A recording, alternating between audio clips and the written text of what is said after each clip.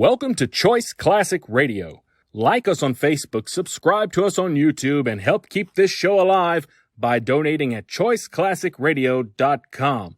For more of your favorite old-time radio shows, join us on our companion podcast, Choice Classic Radio, Mystery, Suspense, Dramas, and Horrors, where we bring to you the most mysterious tales that the golden age of radio had to offer.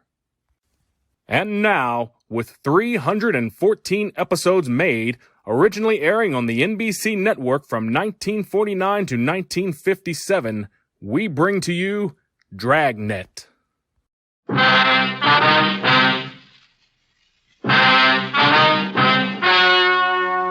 Ladies and gentlemen, the story you are about to hear is true. Only the names have been changed to protect the innocent. Fatima Cigarettes, best of all long cigarettes, brings you Dragnet.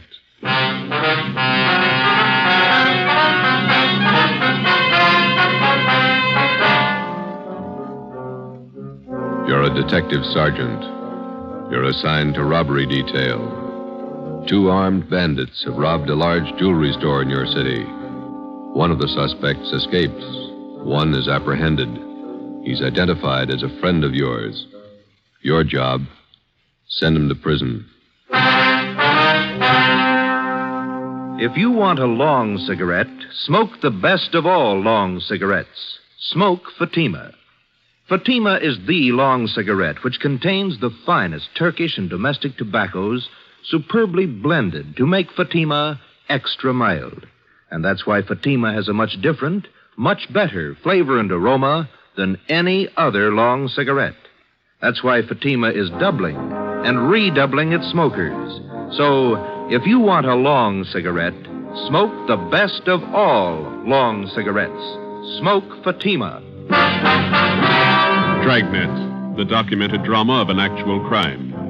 For the next 30 minutes, in cooperation with the Los Angeles Police Department, you will travel step by step on the side of the law through an actual case from official police files. From beginning to end, from crime to punishment, Dragnet is the story of your police force in action.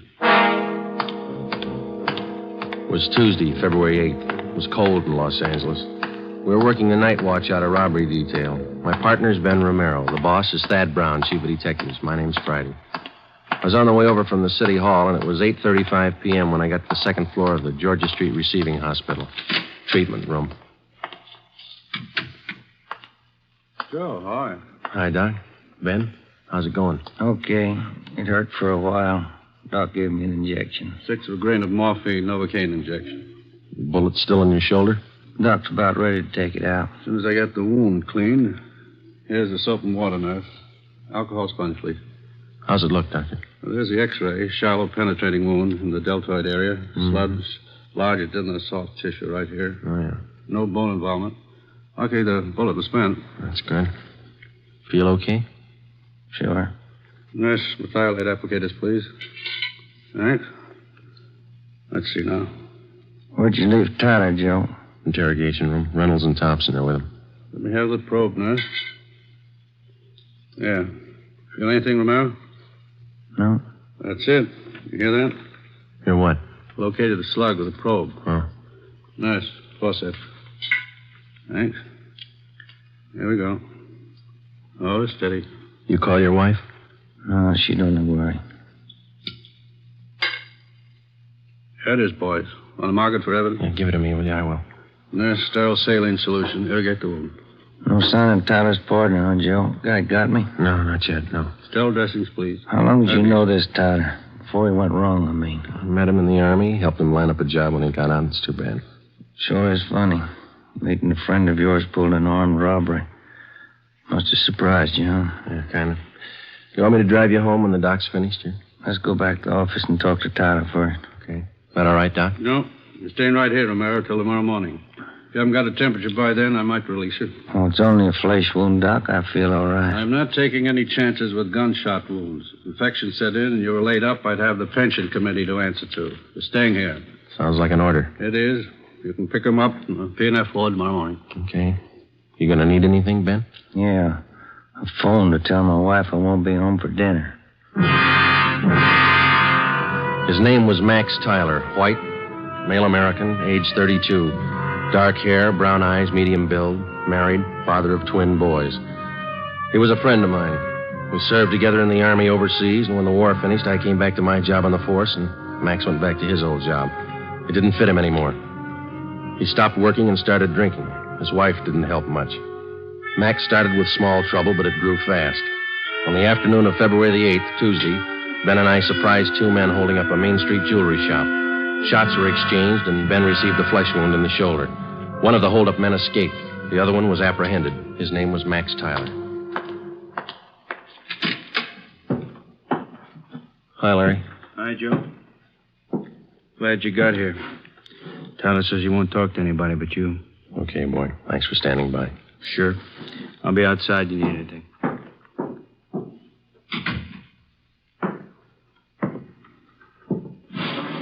Max, Joe? you're in deep this time. You shot a cop. I didn't.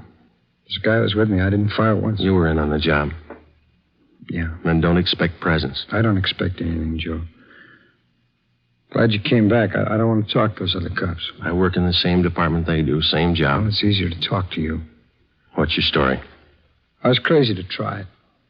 No alibis, Joe, but I didn't know what I was doing, believe me. I just didn't realize. I won't buy it, Max. You told me the same thing 14 months ago when they picked you up for those bum checks you were passing. Sure, I hung some paper, but I'm no hood, Joe. You know that. I was drinking. I needed dough for Dorothy and the kids. You gotta believe me. I need a break. You said that before, too.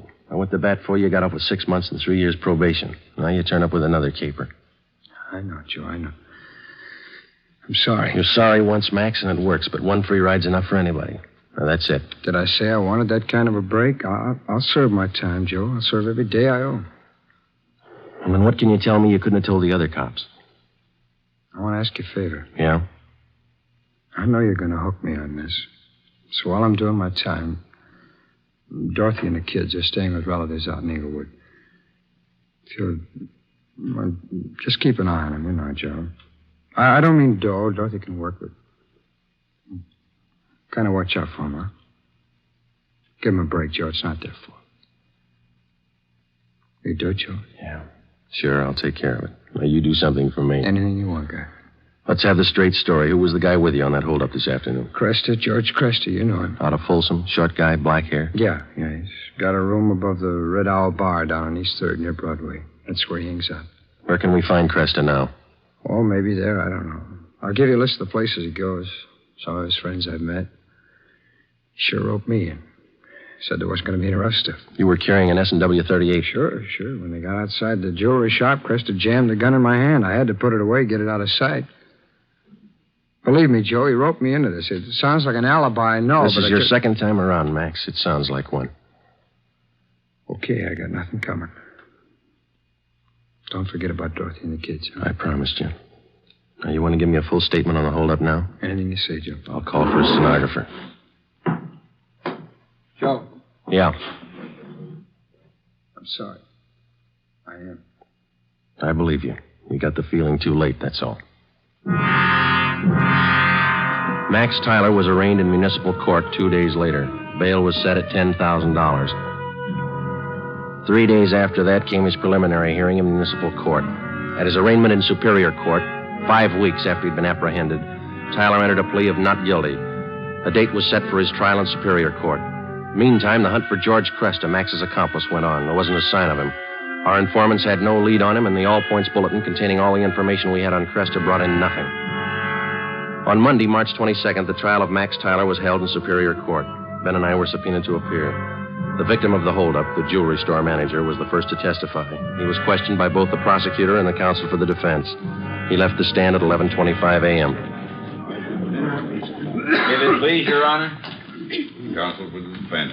Before the next witness testifies, I'd like permission to approach the bench. Permission granted. Counsel for the prosecution may also approach. Wonder what that's all about, Joe. Something's up. Hello. Judge is shaking his head. Public defender's going back to the counsel's table. Counsel for the defense. Your Honor, it is my client's desire to change his plea to guilty. Defendant rise and face the court. Max Tyler, is that your true name? Yes, Your Honor. On the 12th day of March of this year, in Superior Court, Department 83, City and County of Los Angeles, State of California, you've heretofore been arraigned on the charge of robbery in the first degree. At that time, you pled not guilty to the charge in question. Is it now your desire to change that plea? Yes, sir, it is. You've reached this decision of your own free will? Yes, I have. There's been no force employed, no promise of gratuity or reward to induce you to reach this decision? No, sir. Counsel for the prosecution. Yes, Your Honor. Max Tyler, on the 12th day of March of this year in Superior Court, City and County of Los Angeles, State of California, you are arraigned on the charge of robbery in the first degree. That time you entered a plea as set forth in this information. How do you now plead? Guilty or not guilty? Guilty. Is it stipulated that at the time of the commission of the robbery, the defendant was armed with a deadly weapon, to wit, a revolver? So stipulated. Court that fixes the degree of robbery is robbery in the first degree. Your Honor, in the interest of justice, the people move to dismiss count 2, assault with a deadly weapon. At this time, Your Honor, the defendant waives time for sentencing and asks that he be sentenced immediately. Just a moment. Max Tyler, it's the judgment of this court that on the 8th day of February of this year, you did enter the premises at 23108 East Main Street in the city, and there did attempt the felonious taking of personal property in the possession of another from his person in immediate presence and against his will. Further, said attempt was made while you were armed with a dangerous and deadly weapon. Tyler, this court finds you guilty of robbery in the first degree. Count 2 is dismissed. Does it, Joe? Decision of this court that you be returned to the county jail. The sheriff will transfer you to the state penitentiary where you will serve the sentence as prescribed by law. Court recessed for 15 minutes. Hey, Joe, Miss Tyler over there, she's taking it pretty hard. Yeah, come on, we better go see her. Hello, Dorothy. I love him, Joe. What am I going to do without him? Children. I'll give it to you straight, Dorothy. You didn't do much to keep Max out of this. You drank right along with him. You don't Joe, deserve those kids. That's my opinion. Please, I know it. Don't make it any harder. Don't. I'll do anything I can for the kids, Dorothy. That's all. What am I going to do without him? I can't be all alone without Max. It's not right. It's not right. Neither's armed robbery. Goodbye, Dorothy. Before the end of March, Max Tyler was delivered to San Quentin State Penitentiary, where he started serving his term. His wife, Dorothy Tyler, got a job as a telephone operator. She and her children continued living with her relatives down in Inglewood. I helped them out whenever I could. 6 months went by. Every 2 weeks, faithfully, Tyler wrote me a letter from prison. I answered most of them. While Ben and I worked on other jobs, the search for George Cresta went on. We failed to uncover a single lead.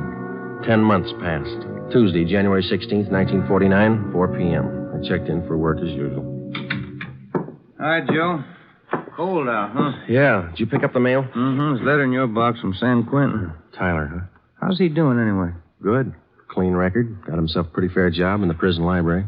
Yeah. I talked to the warden up there. Says Tyler ought to be eligible for parole in about a year if he keeps his nose clean. You going to bat for Tyler again? I don't know. See what happens. How can you see anything in that guy? He's giving you nothing but trouble. Oh, a lot of people giving him the same. Maybe that explains it. Not for me, it doesn't. I wouldn't trust him with dirty laundry. I get it. Robbery Friday. Joe, this is Dorothy Tyler. I got to talk to you. Yeah, Dorothy, what's the matter? I found Krista. I saw him. What? George Krista. I know where he is. I saw him downtown. I followed him to his place. You sure it was him? I'm positive. He's staying at 134 Jesse Street. It's a rooming house just off Alameda. 134 Jesse. Got it. Thanks, Dorothy. Come on, Ben. 8 minutes later, Ben and I were interviewing the landlord at 134 Jesse Street, a cheap rooming house down on the south end of the city. The landlord's name was Peterson. We showed him Cresta's mug shot, and he told us he was in room 11. We went up a dark, narrow stairway to the second floor.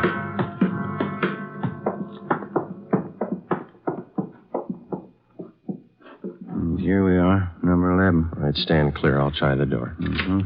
It's open. Yeah. Joe, have a look. He's asleep. He's passed out. Come on, slip the cuffs on him.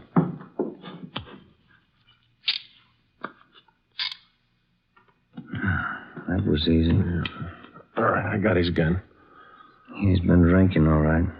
He'll have a big hangover. He'll have a long time to get over it. George Cresta was booked at county jail on suspicion of robbery. 2 months and 3 weeks later in Superior Court, he was tried and convicted of assault with a deadly weapon and first-degree robbery and sentenced to the state penitentiary. The day after Cresta was sentenced, I was called to the office of Chief of Detectives Thad Brown. Friday, this Max Tyler is coming up for parole in a couple of months. He's a friend of yours, isn't he? That's right, in a way. You've been writing letters to the warden. You've talked to the parole board about him. Understand you're helping on his kids. A few presents. They haven't had much of a break. They're just youngsters.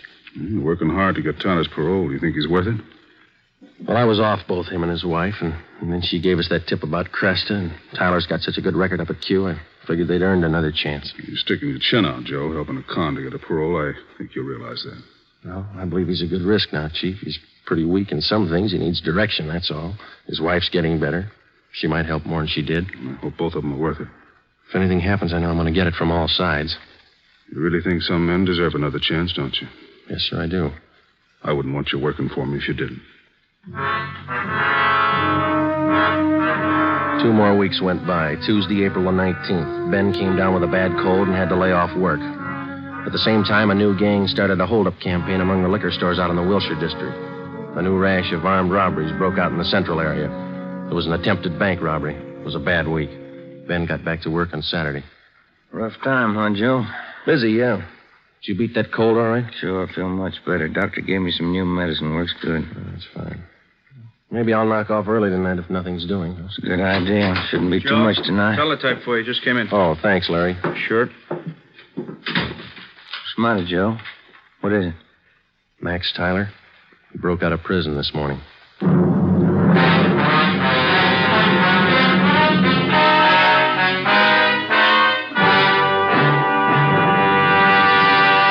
You are listening to Dragnet, authentic stories of your police force in action. And now, here's an authentic report from Fatima Cigarettes. In 1949, Fatima doubled, tripled, and quadrupled its smokers. In 1950, enjoy Fatima yourself. You'll find Fatima extra mild. Because Fatima is the long cigarette which contains the finest Turkish and domestic tobacco superbly blended to make Fatima extra mild. You'll find Fatima tastes much better. Fatima's superb blend gives you a much different, much better flavor and aroma than any other long cigarette. You'll find Fatima tops in cigarette quality. Fatima has always stood for the best in cigarette quality. For a new year of great smoking enjoyment, buy Fatima in the appealing golden yellow package. You'll agree, Fatima is the best of all long cigarettes.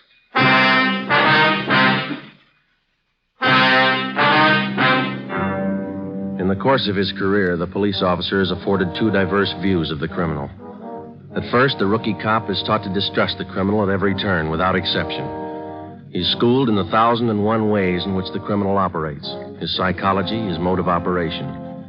Then, when he's thoroughly acquainted with the methods of the criminal and how best to detect them, the police officer starts to learn the most difficult lesson of all: how to distinguish between the confirmed criminal and the lawbreaker, in whom there is hope of rehabilitation. After 9.5 years of police work, my first experiment in this field was with Max Tyler. I'd given him 2 chances to prove himself, and he'd lost on both of them. So did I. 2 months before his parole hearing, which might have given him his freedom, Max Tyler had suddenly decided to escape. How he figured it, I didn't know, but it was my job to find him.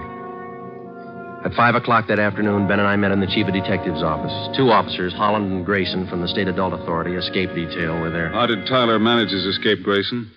Same old story. They figured they could trust him up there. He had a good job on the prison farm. They trusted him. When did they find out he was gone? On the early morning count. Have you checked his relatives out in Inglewood yet? Yeah, we have. We've got the home staked out. We're covering all the places we figure he might go. How about Mrs. Tyler? You get in touch with her Friday? Her relatives told us that she's on a weekend vacation with the 2 kids, staying with friends down at Laguna Beach. We got a call in to them. Should be hearing from them soon. I understand Tyler's a friend of yours, Friday. He was ready for parole. Yeah? I was trying to help it along. I thought the guy deserved a break. He didn't need you, Joe. He made his own. I know he was feeling bad. You weren't the only one fooled, Friday. He had the prison officials buffaloed, too. Yeah, I know. I helped convince them. You got any leads on Tyler at all, Grayson? I mean, from the time he broke prison? Pretty strange. They traced him as far as Stockton, and then they lost the trail completely. The Stockton police in on the search? Yeah, sure funny. The guy has no money, no car we know of, no change of clothes. You figure he's getting help from somebody? Could be. Excuse me a minute. Brown speaking. Yeah, just a moment. You, Friday. Oh, thank you. Friday? Yeah. When? Where? Just a minute. Will you hold on, please? It's the Tyler's friends down at Laguna Beach. Mrs. Tyler there? No, she called him last night about 7 o'clock. Told him she'd changed her plans. She wasn't coming. She told them where she was going? She wanted to know which highway would take her to Stockton. We told the Tyler's friends in Laguna Beach to contact us immediately if they heard from either Mr. or Mrs. Tyler. We got out an APB on Dorothy Tyler, and then we drove out to interview her relatives in Inglewood. They told us that Mrs. Tyler had the 2 children with her. She had left their house at 6 p.m. the night before by taxi. As far as they knew, she didn't own a car. We talked with some of her friends in the neighborhood. The only thing they could tell us was that she had not borrowed a car from any of them. We drove down to the telephone exchange where she was employed as an operator, and we spoke with a manager, a Mr. Ralph Cartwright. I'm sorry, gentlemen. This is Mrs. Tyler's night off. Is there something I can help you with? When is Miss Tyler due back at work, Mr. Cartwright? She's working the 10 to 7 starting tomorrow, due in at 10 a.m. We understand that she's on a weekend vacation, huh? Yes, you see, today was payday, so she asked me if she could have her check ahead of time. Said she had to have the money for the weekend. Did you give her the check? Oh, my, no. I couldn't give her the check ahead of time. But I did do her a favor, just to help her over the weekend. What was that? I loaned her my car. We got a complete description of the car together with a license number and called the office. The information was broadcast to all units throughout the city and teletyped to all points in the state. Chief of Detectives Thad Brown ordered an immediate stakeout on the telephone exchange where Mrs. Tyler was employed. The stakeout at the home of Inglewood continued. Another day passed. We checked with the bank where Mrs. Tyler maintained her account. It was 10:25 a.m. when we got back to robbery detail. Gentlemen, what'd you find out? Miss Tyler closed her account 3 days ago, withdrew all her savings, $46.55. They're not going to go far on that. Any word about that car she borrowed? Teletype came in about an hour ago. They found it just outside Santa Barbara, abandoned. Anyone see the Tylers? No reports. I wonder how those poor kids are making out. Yeah. He must be crazy, and his wife, too. If she was going to help him pull an escape, why'd she have to drag the kids along? That's the way some parents figure, Friday. They owe their children nothing. The children owe them everything. Call for you, Friday. Take it on 2. Oh, thanks, Larry. Friday. This is Hopkins, Friday, on stakeout at the phone exchange. Yeah, Bert. Tyler woman came for a check. We got her.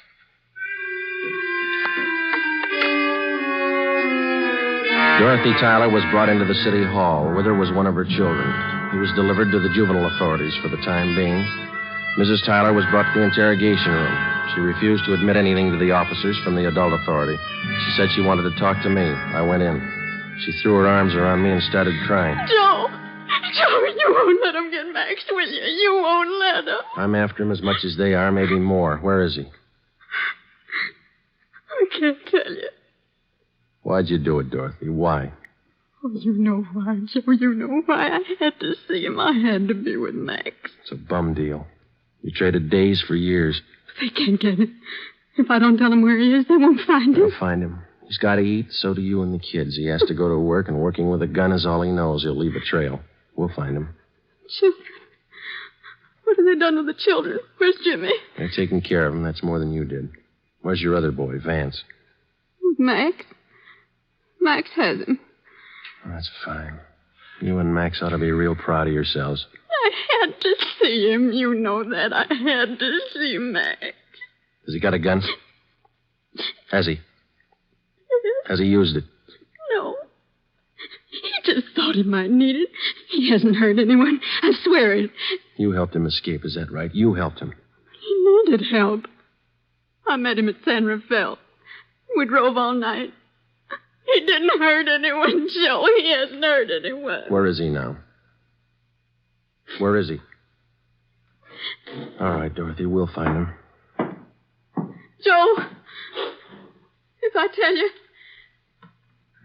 tell you, will you go alone? I can show you the way. Will you go alone? Yeah. All right. I'll take you to him, Joe. I trust you. Yeah, I trusted him once, too.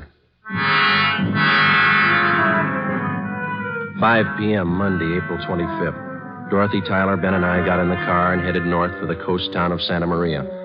Acting under orders of Chief of Detectives Thad Brown, Larry Thompson from Robbery Detail followed in another car. Holland and Grayson from the State Adult Authority were with him. It was 10 minutes past 8 when we drove through the town of Santa Maria. Just outside the city, Dorothy Tyler directed us to turn off onto a dirt road. We drove about 2 miles. She told us to pull up. Across that field. Shack by those trees. Lonely out here. I'll go with you, Joe. Maybe Max won't understand. No, you stay here. Joe, that car stopped here. It's cops, Dorothy. It had to be. They won't shoot unless Max does. But you promised. You said you'd go alone. I'll go alone. Friday? Hello, Grayson. Where is he? She tell you? That shack over there across the field by that clump of trees. He's got one of the kids with him, that right? Yeah, he won't be any trouble. He's armed. The cons up at Quentin say he won't be taken alive. They say he'll shoot it out. They talk a lot. You better let us take him. You're not getting paid for this one. I'll take him alone. I made a promise. That guy in the shack's in the habit of breaking promises. I keep mine. Keep an eye on Miss Tyler, will you, Ben? Thompson's watching her. I'm coming with you. I told her I'd go alone. There's 2 doors, front and back. Which one you going in? Front. I'll be around back. Careful, Joe. Yeah. I'll be right back, Grayson. I started to cross the field. Shack was about 100 yards from the road. The field was uncultivated, and I wasn't sure of my footing. I stumbled over a tree stump. Halfway across the field, the lights in the shack went out. Who's that? Who is it? It's me, Max. Joe Friday.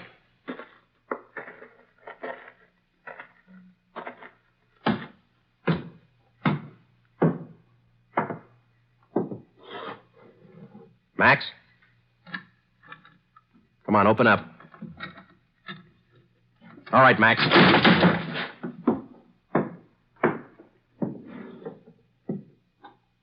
Why the gun, Joe?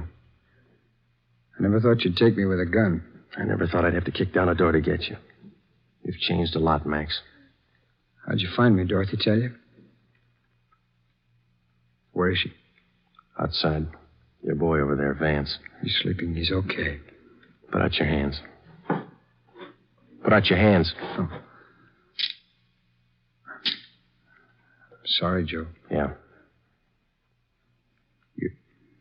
You've been good to us. I won't try to explain. Neither will I, Max. Come on.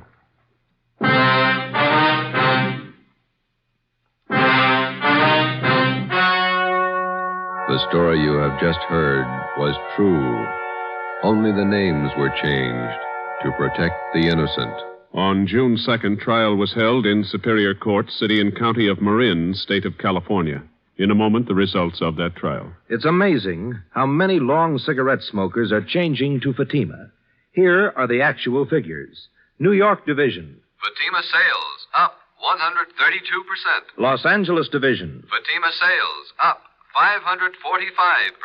St. Louis Division. Fatima sales up 548%. Yes, in 1949, more and more smokers discovered that Fatima is the best of all long cigarettes. They found Fatima extra mild. They found Fatima has a much different, much better flavor. They found the name Fatima means the best in cigarette quality. In 1950, enjoy Fatima yourself. Best of all long cigarettes.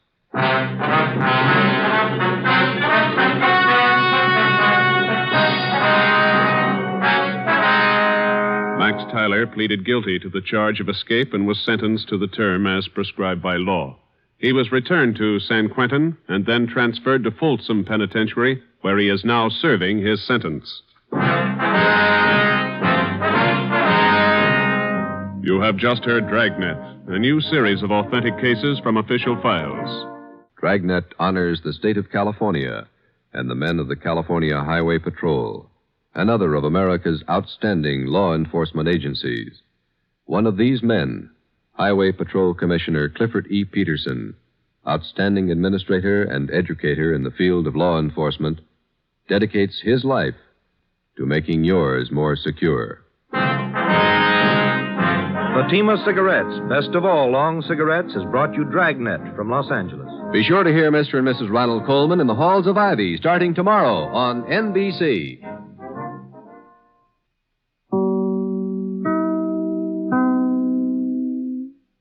That concludes today's episode. We'd like to thank you and remind you to donate at choiceclassicradio.com. Remember, your donations make episodes like this possible.